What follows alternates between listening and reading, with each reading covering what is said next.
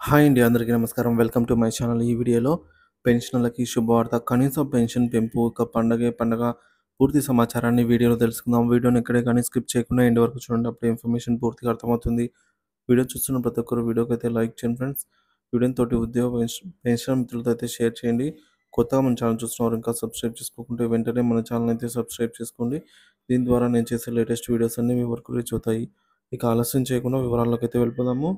So friends, ఇక విషయానికి వచ్చినట్లయితే పెన్షనర్లకి శుభవార్త. కనీస నెలవారీ పెన్షన్ పెంపుపై కీలక ప్రతిపాదన. దేశవ్యాప్తంగా ఉన్న లక్షలాది పెన్షనర్లకు కేంద్ర ప్రభుత్వం నుంచి మరొక శుభవార్త వచ్చే అవకాశం ఉంది. 2025-26 ఆర్థిక సంవత్సరానికి సంబంధించి ఫిబ్రవరి 1న కేంద్ర బడ్జెట్ ప్రవేశపెట్టనుంది.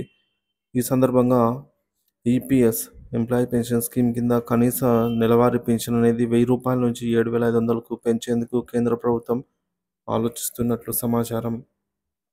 తాజా ప్రతిపాదనల నేపథ్యం 1995 నుంచి అమల్లో ఉన్న ఈపీఎస్ స్కీమ్ కింద పెన్షనర్లకు కనీస వేతనం 10,000గా ఉంది.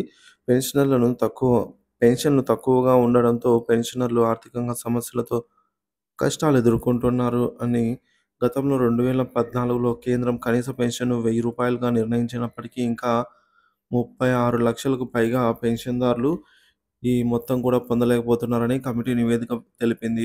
కేంద్రానికి పెన్షనర్ల వినతి. పెన్షన్దారుల సంఘాలు ఆర్థిక మంత్రి నిర్మలా సీతారామన్ను కలిసి పెన్షన్ పెంపు, ఉచిత వైద్యము, డీఏ పెంపుపై తమ డిమాండ్లను వినిపించాయి.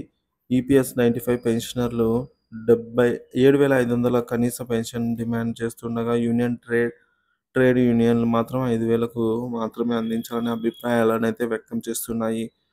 పెన్షనర్లు ప్రస్తుత కాలంలో పెరుగుతున్న ధరలకు 5,000 తగదని ఆవేదన వ్యక్తం చేస్తున్నారు.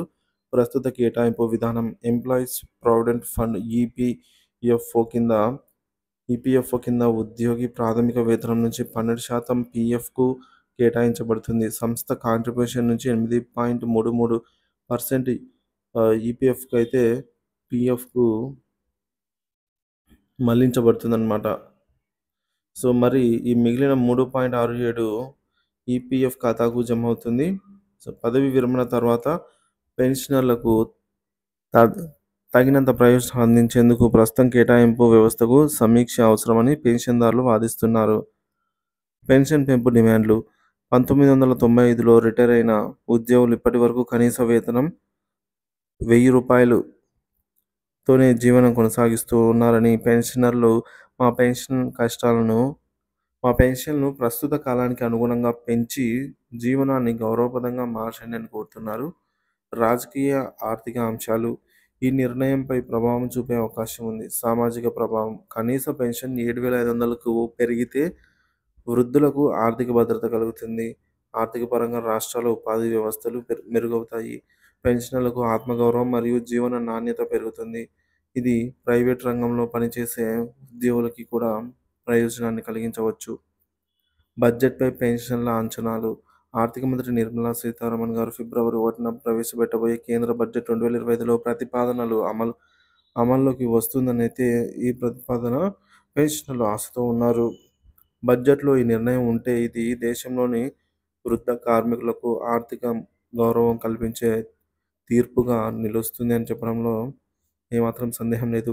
కేంద్ర ప్రభుత్వం తీసుకోబోయే ఈ నిర్ణయం పెన్షనర్ల జీవితాల్లో కీలక మార్పులను తీసుకురావడమే కాక దేశంలోని వృద్ధులు గౌరవప్రదంగా జీవించేందుకు మార్గం సుగమం చేస్తుంది.